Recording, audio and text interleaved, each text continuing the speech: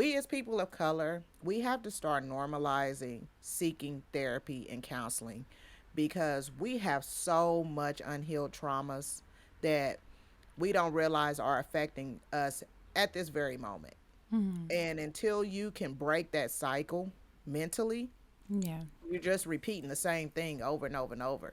And that is going to be passed down to your kids. Your kids are going to pass it down to their kids. So, at what point do you stop and say, you know what?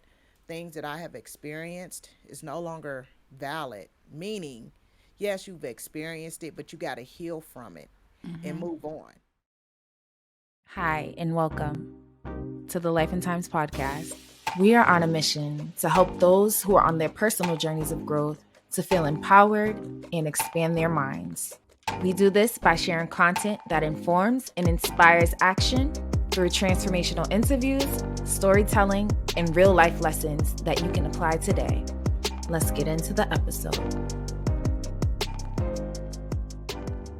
Today, I am joined by a very special guest. We have Miss Markita Renee, who is here to tell us about her journey. She got a whole story, so I'm not even going to get into too much of it. I'm going to let her share herself, but I am very confident that this is going to be a very inspiring story, and her journey is just it's been so impactful to me just to learn about all that she's been through, all that she's overcome, and all that she's accomplishing and what she's doing. So, Miss Markita Renee, I'm going to turn it over to you. Introduce yourself to the people and tell them a little bit about yourself.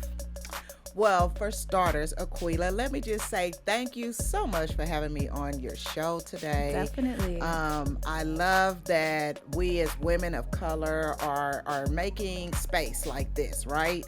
Space where we can share our stories and our journeys to help and empower other women and people in general. So again, thank you for having me today. So let me just share Pleasure. who I am. And yeah, like Aquila said, I have been through a lot in my life, but the things that I have been through has molded me to be the woman that I am today. I'm so grateful to be here to actually share my story because this was not always, I had a very rough journey. I am a single mother of two. I have a 17-year-old son and a soon-to-be 13-year-old daughter. And I have pretty much been a single parent for the majority of my children's lives. Now, because my story is so many pieces to it, I will try my best to fit the most importance that I feel is, a part of me to you all. I am currently obtaining my bachelor's in psychology with a minor in addiction.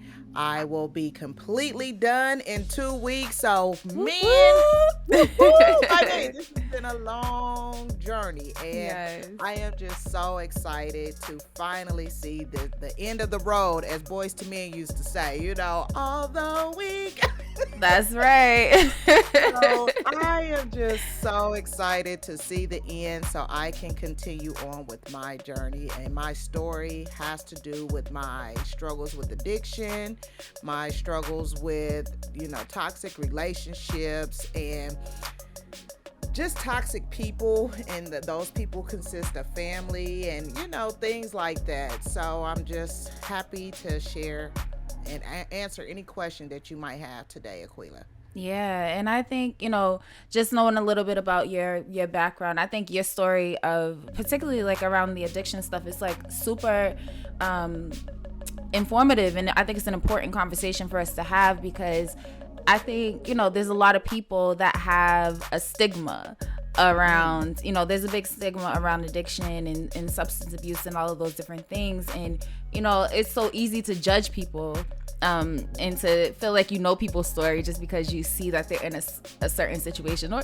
sometimes you don't even see that they're in a certain situation, but just hearing about it, And I think your story really sheds a lot of light on, not everybody's journey with addiction is the same, and how people get into it can be as simple as, how you had fall into this thing. So let's just tell us a little bit about that, your journey with addiction. And Sure. yeah. Sure. Well, thank you for asking that question because you are absolutely right. The stigma that has been narrated around substance abuse and just in addiction in general has been so falsely portrayed. And many people, especially people of color, we really don't have a full understanding how addictions start, how people can even get to that point to where addiction is causing so much destruction in their lives. So let me share with you all how my journey started. 2009, I had given birth to my daughter, and mother, leaving the hospital, you are in a lot of excruciating pain. For all of you who are mothers out there, you know what I'm talking about.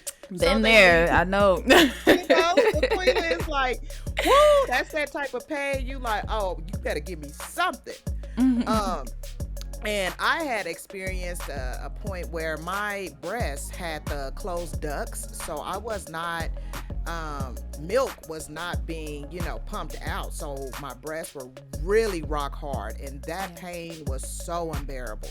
So I was prescribed pain medication, and I was prescribed Percocet 10 milligrams. And the first time I took the medication, I was in heaven. Like, seriously, it was like all of the pain that I have experienced in my life, from relationships to feeling misunderstood to not feeling like I was accepted anywhere. I've always felt like an outcast, even in my family, even just in my circle of friends. So when I took that first pill, everything kind of was like, where have you been all my life? Like this, the feeling of euphoria really settled. So that's really how it originally started, being prescribed the medication and really not fully understanding from a medical standpoint that this medication can turn into an addiction, because I wasn't told that. I was not, and that's really how a lot of people are succumbed to addictions, when your body is becoming immune to doing something repetitively. Yeah. And an addiction starts by its repeated behavior. That's really what it is. You are repeating the same routine, just like those that work out, or those that gamble, or those that have toxic relationships. That feeling of, oh my God, you get that dopamine reward chemical that is released in your brain. Yeah. And that is the feeling of highness that you want each and every day. And it can really, like I said, until you are fully educated, you are going through this cycle over and over and over until enough is enough. Yeah. So that really, to those of you who may didn't even know that that's how it started, because again, like Aquila said, the stigma around it, we have all kind of been misled to, ew, you have an addiction, or the labeling starts, right? Yeah, a lot of people will look at it and it's like, oh, they were just trying to, party and have a good time, but there was a legitimate reason why you had started getting into these things, or where you were prescribed this medication for the pain that you were dealing with. But sometimes not being educated on the things that we're taking, or the things that we're putting into our bodies, and the repercussions of those things, that a lot of people get trapped into it in that way. And I think it's really important for people to realize that, and not judging people, and not judging people's journey. And even if somebody did get caught into it in a different way, if they were partying really just looking for a high, there's always a reason behind that. What were you searching for? That feeling, that numbness, that all of that. So so was it, how did it impact your life? Like, and how did you get, so was it like, you started taking it for the pain and you just never got off of it from that time? Or was it like a little break in between and you're like, oh, well, how did actually, like, the addiction set in? Sure. So the addiction, it took a while. And that's because your body, everybody goes through a different process with addiction. Yeah. Some people can get prescribed medications, take it and be done with it, and they are okay. Like Aquila was saying, everybody goes through whatever. It's a cause and effect. I like Yeah. to tell people it's a cause and effect to everything.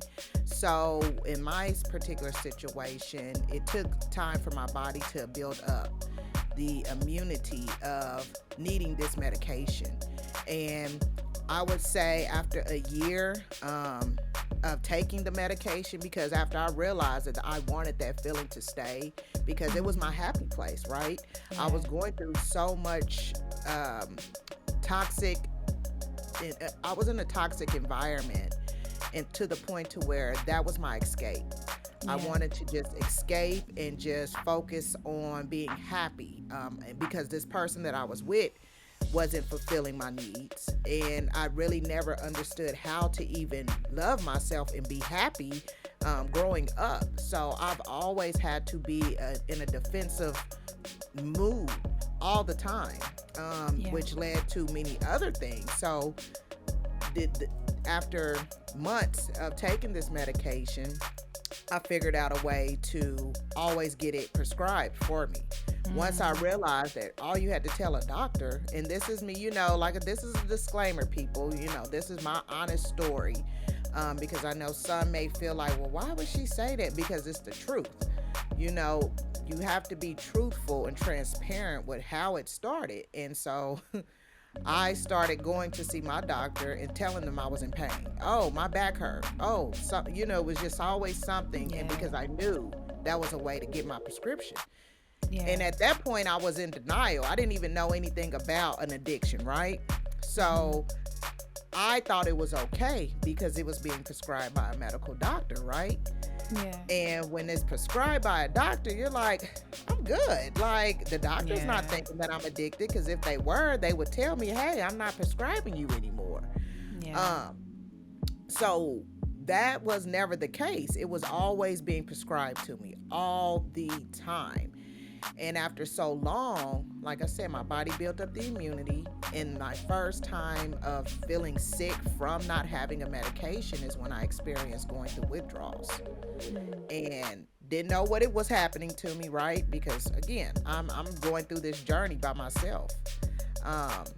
Didn't know what was going on, but I knew my mood would change when I didn't have a pill, and my children were so young at that time. It wasn't their fault. They didn't know what was going on with me. Yeah. And technically, I didn't either. So I was really just trying to figure out, why was I moody? Why was I irritable? Why was I throwing up and having all of these symptoms when I didn't have the medication? And after a couple years, because I was addicted to pain meds for 9 years. Wow. And not just pain medications. I also smoked Black and Milds. I also smoked weed. I also drank alcohol. But I always had a job, right? Nobody ever knew that I was going through an addiction, because I always looked like how I'm looking at you right now, just regular person, Yeah. So addiction doesn't have, that's why I tell people, don't label, because you could be standing right next to a billionaire or a person of faith, and they go to church all the time and they have an addiction. Yeah. So it really took me, after 9 long years of suffering, to finally educate myself. I had to go through educating myself and figure out what was happening and why is it so I wasn't getting the help I needed. And I realized, as a person of color, the system really doesn't care about your medical needs. It's kind of like that's what they want you to do. They want you to kill yourself, pretty much. They want you to overdose. And through the grace of God, I'm so happy that I never, ever experienced an overdose. Now, I've experienced just being to the point to where I've locked myself in a closet and I am just really, really, really sick. And I did not want my children to see me like that. But as far as being to the point to where I've taken so many pills and I overdosed, I feel like I've always had a guardian angel with me that entire time, because that never happened, ever. Yeah. So were the doctors were prescribing you this medication for all of these 9 years, or did it come to a point where they stopped prescribing and then you had to find other means, or like How did? So, I'm sorry, I didn't mean to cut you No, off. it's And okay. Go ahead. that's a great question. So to be honest, I did. So it's yes and no. So when I was not in that time frame to get my refill, and I ran out. Of course, I had the street pharmacy, right? And if Yeah. y'all don't know what a street pharmacy is, it's pretty much when you got connect, where you got them on speed dial, and they got Right. what you need. You pull up, get what you need, and go on about your day. So I had my entire phone was filled with connects. I knew each and every connect day of when they got their pills. Yeah. And it was just like a rotating clock. One didn't have it. Okay, let me call this one. This one didn't have it. Okay, let me call this one. So it was like I always had a supply of it. Yeah. And it would be times that I wouldn't. And when I didn't, that's when I noticed, like I say, my irritability, me just not wanting to go to work. But I never lost my job due to my addiction. I started to miss work because it just got to the point to where I was sick and tired. I was really tired. Yeah. After so long, your body can no longer get high anymore. Yeah. And I wasn't getting high. It was just such a repetitive routine It was just that a I would habit, just, no matter it what. was a habit, right? Yeah. And that habit is how it's hard to break, because you are repeating a behavior that you're so used to doing for years. You know, and it can definitely affect your mental, physical, and emotional state of mind, because you are just like, why me? Why is this happening to me? Why do I have to deal with this addiction? And during my addiction, I did have, those in my family who kicked me down even more than what I was feeling, so I never had anybody besides my mom. She tried to intervene one time, but she didn't understand the process either, right? She was just as clueless as anybody else who don't understand addiction, because it has never been brought to the forefront of, my child is addicted to something. Right. Like, how is it? Like, and I don't know if she ever felt guilty. Like, what did I do as a parent? And I'm grown, you know what I'm saying? I'm a grown woman. But, so I never really had that conversation with her. We've talked about it since I've been in recovery, and I've been clean for some while now. But it can definitely bring you to a point to where it'll break you down. Yeah. It will break you down. I find it so crazy that, this is a part of a bigger conversation, like how doctors are able to keep prescribing these things for such long periods of time, knowing very well that these drugs are so addictive, like, and I know some street pharmacists. Like, I grew up, I grew up knowing a lot of them, and a lot of people they don't need them. They're selling them. They get them just to sell them, and, prescribing them. So if we're prescribing these drugs that are highly addictive for so long to people that don't necessarily really need it, like, like you said, all I got to say, oh, my back hurt, like simple stuff like that. People just go and get them. So it's either you're going and get them for yourself, or you're going and getting them to give them to other people or sell them to other people. Like, it's crazy. So I think that's something else that just needs to be addressed on another level. Right. But that's a whole nother level of conversation that is very, very not spoken about. Right. Because they try to be silent with it. You say too much, and here they come wanting to. It's like, you don't want us to say the truth. Yeah. And me, I'm gonna say the truth. I don't care anymore, because you all are killing more people than they are killing themselves. We didn't make this medication, right? The pharmaceutical companies make this. Yeah. And then you all as prescribers, and now because I've worked in it, I seen behind the scenes how it all works. It's a business. Like, these doctors getting paid money to prescribe a certain type of medication. And we as people, we're not asking the right questions, right? We don't even care. We're just like, oh, I got what I need, let me go. And versus saying, you know what? No, doc, I don't need this. Is there a holistic way that I can heal? And the answer is yes. We don't need medications, as far as in the sense of, I'm not saying we don't need medications. So let me retract that. But certain medications are being prescribed for other purposes. Yeah. When there's, without exploring other options first, more natural options first, or, obviously medicine has its place, but I think sometimes we as a society are just way too dependent on it, versus, dependent on our body's own natural capabilities. Yeah. So tell us a little bit about how did you overcome this? Like, what made you stop, or what made you want to stop? Was it just you made a decision to stop and then that was it?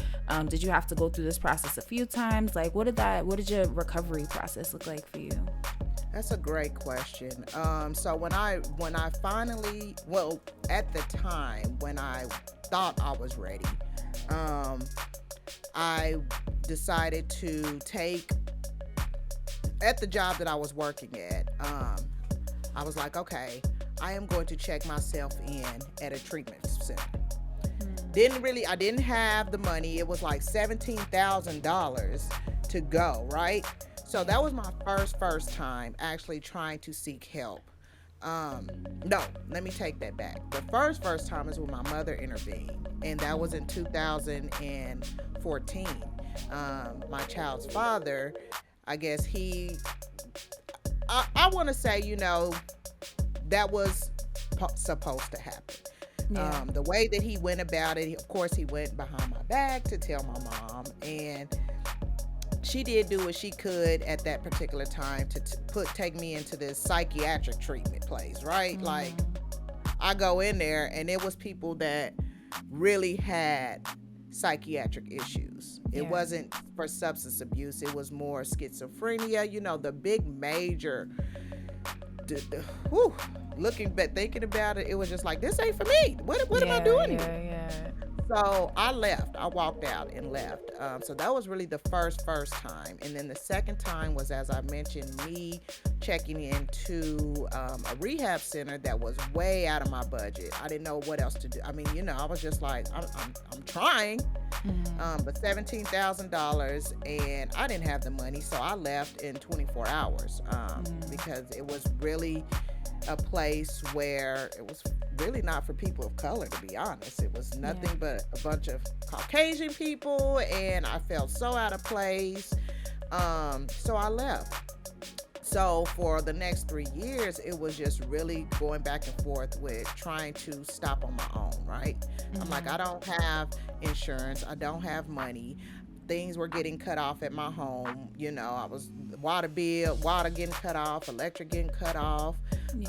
It was just so much going on at one time. And then the situation I had dealt with my son, and that's a whole nother story. So I was really kind of going through a lot of mental stress for a good 2-3 years. So in 2018, I caught a case. And this case really was the start of my journey, the start of me really getting my life together. When I went to jail, that was the first time I've been to jail ever as an adult. And everything just flashed before my face because I had to hire a lawyer, and I was facing charges that I was just like, wait a minute, what? So what happened? What? How did you catch a case? Go girl. Aquila told y'all I got a lot of adversaries. So sure, I don't mind sharing that. I was in a relationship, and the person that I was with was going through his own thing, and I'm not going to bash him. I'm not going to talk down about him because he was a great person. He still is. He just was going through some mental things that he never healed from his youth, right? So when we got together, here I am trying to be that down woman. That's always kind of been my personality. I'm a ride or die type of chick. I'm a hold it down for my man, and whatever he need, I got him. That's the type of, that's who Markita was, right? Yeah. And so when the police came, it was actually the task force, the narcotics task force. No, not the narcotics task force. The I can't even think of the name of it, but they're like really major in the police field. Yeah. And they came to my house, and that's kind of like, oh, you're going to jail for harboring a fugitive. What? Harboring a fugitive? What is he a fugitive from?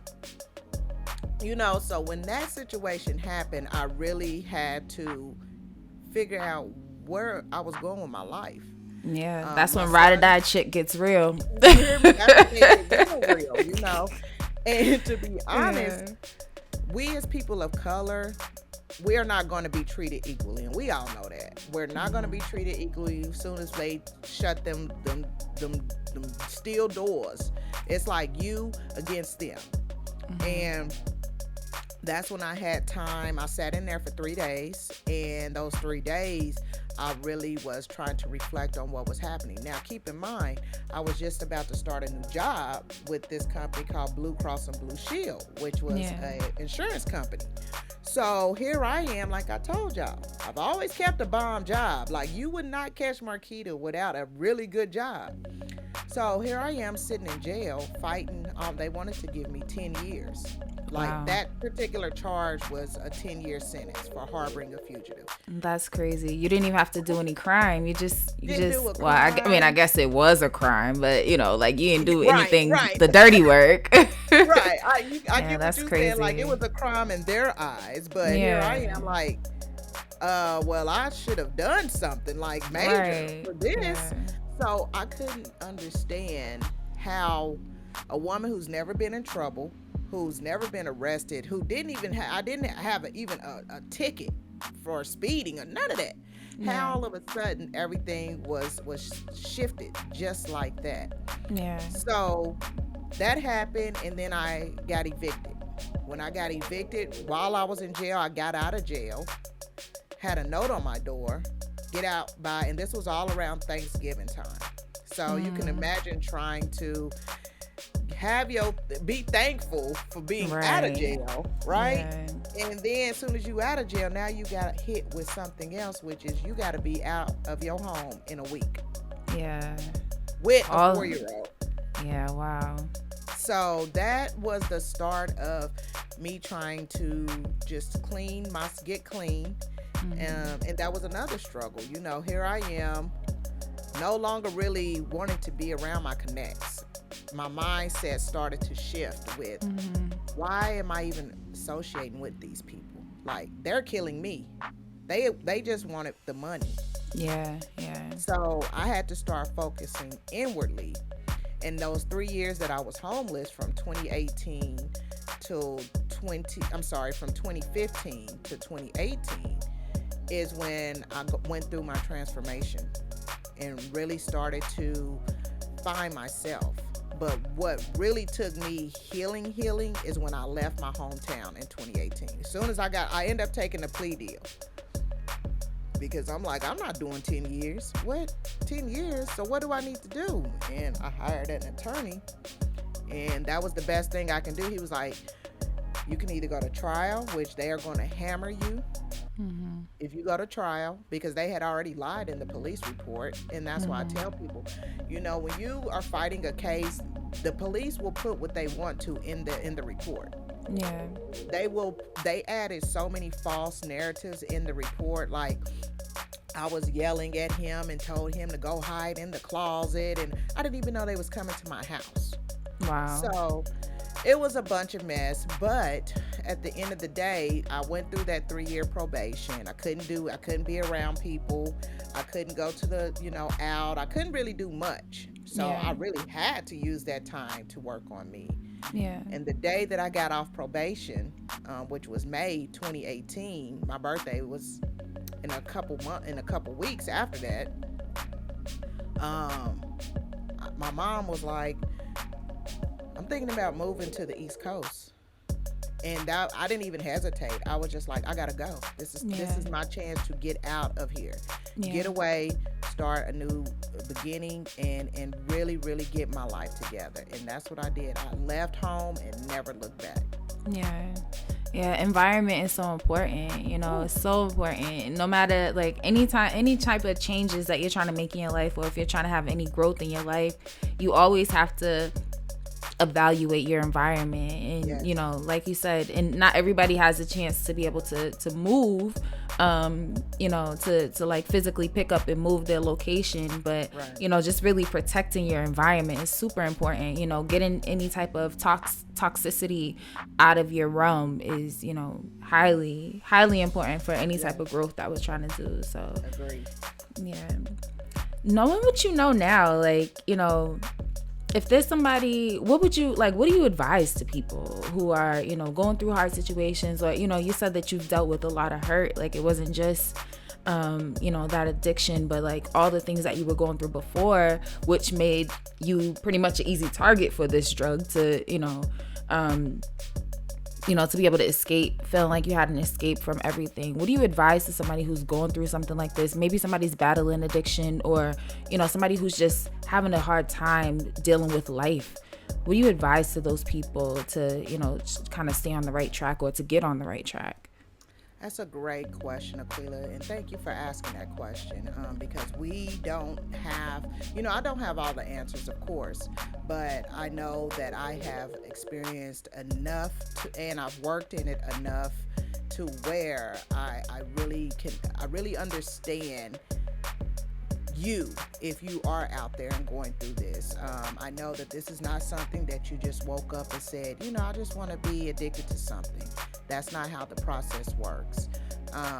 So I just really would say to each and every person that's listening that if you are struggling and going through struggling in silence, let me tell you right now, you are only hindering yourself from getting better and healing. The main thing you have to do is ask yourself, why do you need a substance to self-medicate yourself?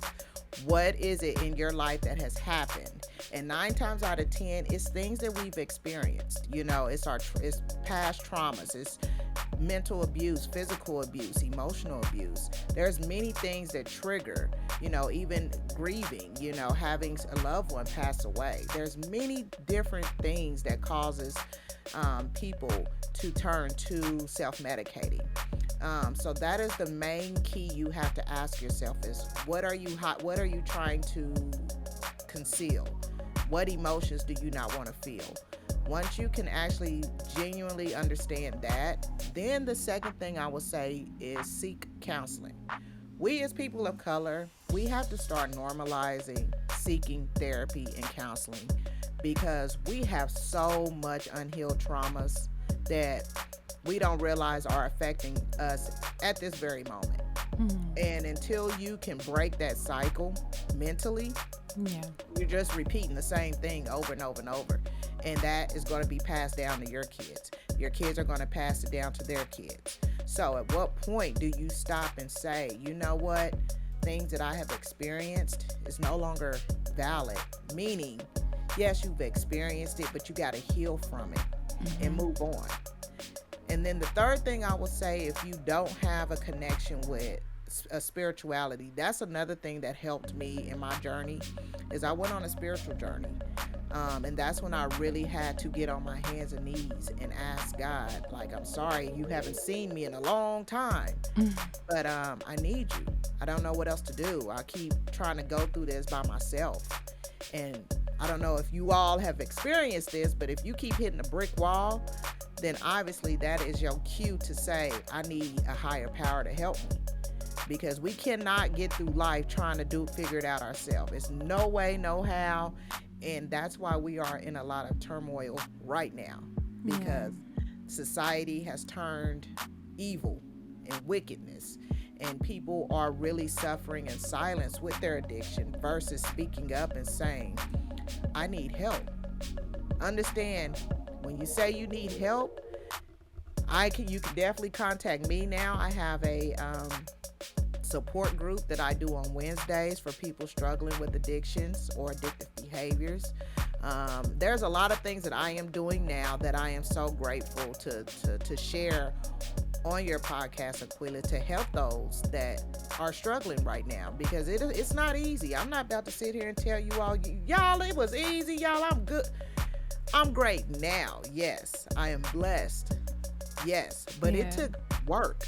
I had to put in the action. It takes action, people. You cannot expect to ever heal from anything if you don't be honest with yourself and put in the work.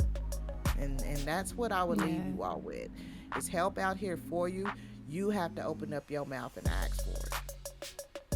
Yeah, definitely. I definitely want you to share some, the resources, share what you're doing, and how people can find you and all of that stuff. But before we do that, real quick, I don't think you told us what it is that brought you to the place of getting healed, or wanting to overcome that addiction. But what was the process like for you? You said you ended up doing it by yourself, right? But what did that actually, what did that look like, and how long did it take you to get to a point where you felt like you didn't need this anymore? Yes, great question. I just want to make sure we don't skip over that.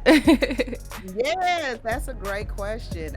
So again, when I left my hometown in 2018, that is really the transitioning start, right? So that's when the seed was planted for me to say, I don't have any connections. Where I'm moving to, I didn't know anybody. It was like I was walking into a situation where it was a fresh start, right? So I took that leap of faith and I said, with me not knowing anybody, with me not having any connections, with me not being surrounded by toxic people anymore, that is going to help me with my recovery. And like I said, I've already, in the midst of that, in my mind, I already had made that decision in my mind that I was ready to get clean, that I was ready to start the journey of self-healing and really focusing. I went into hibernation, if that's how you want to put it. I just went in shutdown mode. But in the midst of me shutting down, me and God got really, really, really, really strong in our relationship. And the days that I wanted to quit and just say, okay, I just want to get it peeled, he would always bring me back to, this is why you're no longer where you're at. You are going through this journey and you need to fight. The enemy is going to mess with you because he knows that you're going to have a breakthrough. But are you going to give in, or are you going to retract and say, no, I'm going to fight? So that is really what started it, is me leaving my hometown and starting to learn and love Markita.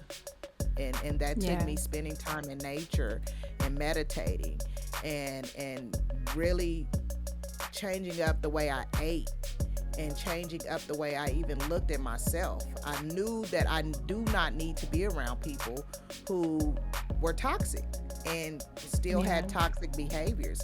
That is the key, people, to, wanting to recover. You have to remove yourself from an environment.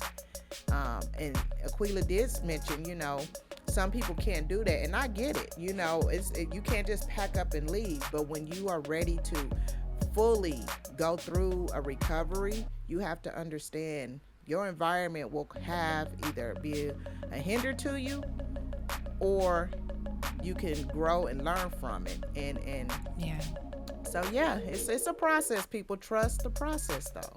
Yeah. So tell us a little bit about, what you're doing now. And you said that you have a support group. So that's one way that people can, change their environment, by just getting into new environments, tapping into new people. So tell us a little bit about, what you're doing. You said that you're almost finishing up school. So what are your plans? Like, what's your new life looking like? So my new life is looking like me starting a private practice, coaching and counseling practice, where I will be focusing on substance abuse, behavioral mental health, and women empowerment, right? And youth, because our youth is our future. And our youth really needs a mentor, and they need to see positive influences out here on social media, and parents as well.